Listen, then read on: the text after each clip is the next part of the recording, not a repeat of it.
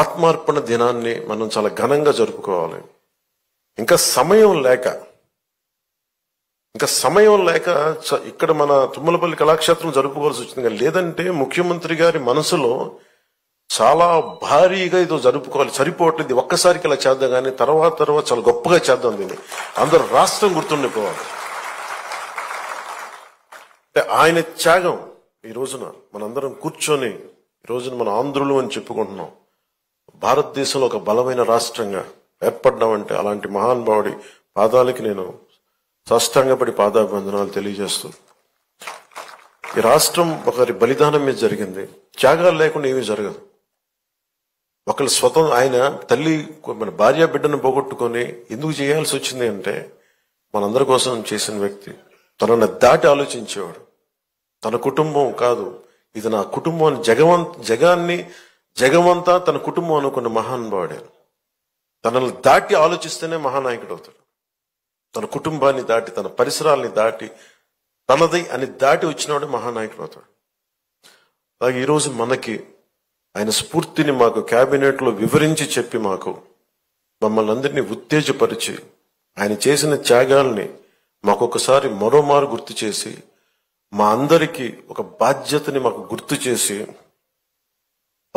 గుర్తు చేసి మాకు ఆయన ఆత్మార్పణ దినాన్ని చాలా బలంగా జరుపుకోవాలి, మనం కృతజ్ఞతలు అయి ఉండాలి, దానికి మనం బద్దులై ఉండాలని చెప్పి 10 సార్లు ఉత్తేజపూరితంగా చెప్పిన శ్రీ నారా చంద్రబాబు నాయుడు గారి మనస్ఫూర్తిగా వారికి నా కృతజ్ఞతలు, నా అభినందనలు తెలియజేస్తాను.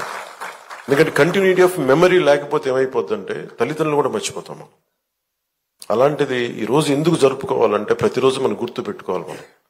నేను ఈరోజు అన్నం తింటున్నాను, నేను ఒక పదవి వచ్చింది, నేను ఒక ఉద్యోగం చేస్తున్నాను, భాషా ప్రయుక్త రాష్ట్రాలు వచ్చినాయి అంటే ఆయన బలిదానం వల్ల. అది గుర్తుపెట్టుకోవడానికి ఇలాంటి సంస్మరణ దినాలు చాలా అవసరం గుర్తుపెట్టుకోవడానికి.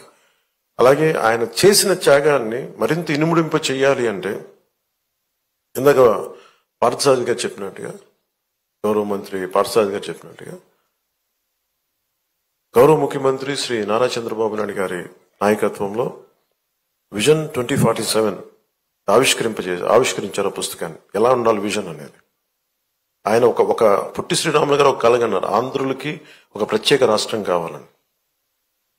నందమూరి తారక రామారావు గారు తెలుగు ప్రజలను ఎప్పుడు కూడా మద్రాసీలు అంటే నేను తెలుగు వాడినని సగర్వంగా చెప్పి, తెలుగు వాడు కాలరెగరేసుకున్న తెలంగాణలో ఉన్న ఎక్కడున్నా సరే మాకంటూ ఒక ఉనికి ఉందని ఆత్మగౌరవాన్ని చాటి చెప్పిన మహానుభావులు శ్రీ ఎన్టీ రామారావు గారు. అలాగే చంద్రబాబు నాయుడు గారు మొన్న చెప్పారు, ఒక పార్టీని నడుపుతూ ఎంత కష్టమో నేను చెప్తా ఉన్నాను. ఆయన మనుగడ సభలో చెప్పాను, చాలా కష్టం ఒక పార్టీని నడపడం. ఒక 5 కోట్ల మంది, ఇన్ని కోట్ల మంది ప్రజల తాలూకు జీవితాన్ని నిర్దేశించే పాలసీలు తీసుకురావడం చాలా కష్టం, కంకణబద్దులై ముందుకు తీసుకెళ్ళడం కష్టం. అలాంటిది 2047కి ఎలా ఉండాలి ఈ రాష్ట్రం, అదొక డాక్యుమెంట్, అది ఒక దిశానిర్దేశం చేస్తుంది. ఇలాంటి అవకాశాలు ఉన్నాయి, ఎంత పెట్టుబడి పెట్టబోతున్నాం, లేదంటే మనం నేచర్ ఫార్మింగ్ ప్రకృతి వ్యవసాయం చేస్తున్నాం, లేదంటే ఇన్ని ఉద్యోగాలు కల్పించబోతున్నాం, లేదంటే ఇలాంటి మన టూరిజంలో ఇలాంటి ఆలోచనలు ఉన్నాయి. ఇవన్నీ ఏం చెప్తున్నాయి అంటే ఎవరైనా అందిపుచ్చుకోవచ్చు అని. దీనికి ఒక కులం లేదు, ఒక మతం లేదు, ఒక ప్రాంతం లేదు. ఏ జిల్లాలైనా సరే, మనకున్న 26 జిల్లాల్లో కూడా కులానికి మతానికి ప్రాంతం లేకుండా ఎవరి సమర్థత ప్రతినిధిని పెంపొందించుకుంటే ఈ అభివృద్ధిలో భాగస్వామ్యం కావచ్చని చెప్పేది డాక్యుమెంట్. అది దానికి ఎవరు విమర్శిస్తున్నారని ఎవరన్నా నాకు అనుకుంటే ఇలాగే విమర్శించారు ఆయన. 1990లో కూడా విజన్ 2020 ఏంటి అర్థం లేదన్నది అందరికీ కనిపిస్తే వాళ్ళు మహానాయకులు ఎందుకు అవుతారు. ఆయనకి కనిపించింది రాళ్లలో రప్పలో ఒక మహానగరాన్ని సైబరాబాద్ వచ్చింది, దానిలో కొన్ని లక్షల మంది. మన రాష్ట్ర విభజనకి సర్ప్లస్ బడ్జెట్ వచ్చేంత స్థాయికి ఒక క్యాపిటల్ పట్టుకుంది.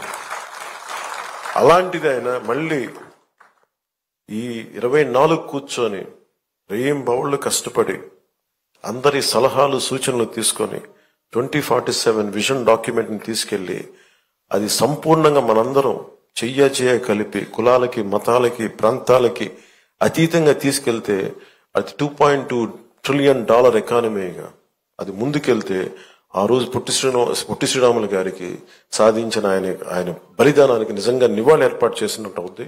మనందరం కంకణబద్దులై ఉందాం. అలాగే నా వైపు నుంచి సంపూర్ణంగా ఆయన స్ఫూర్తిని అలాగే విజన్ 2047ని ముందుకు తీసుకెళ్ళడానికి కంకణబద్దులై ఉంటాం. ముందుగా కమిటెడ్గా ఉంటాం తెలియజేసుకుంటాం. మరోమారు పొట్టి శ్రీరాములు గారికి ఆయన ఆత్మార్పణ దినానికి నేను జోహార్లు అర్పిస్తూ సెలవు తీసుకున్నాను. జై హింద్. ధన్యవాదాలు.